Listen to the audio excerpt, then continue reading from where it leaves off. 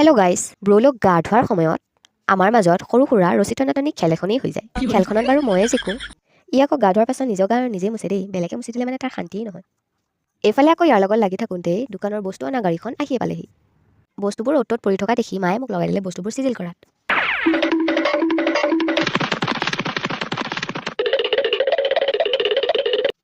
কষ্ট কৰাৰ ফলত ফাইনেলি ভালকৈ চাহকাপ পালোঁ বাৰু।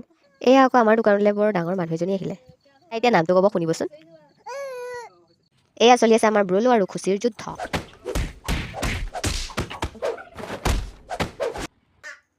এয়া দেখিছেনে, মুৰ্গীৰ লগত লাগিবও এৰা নাই।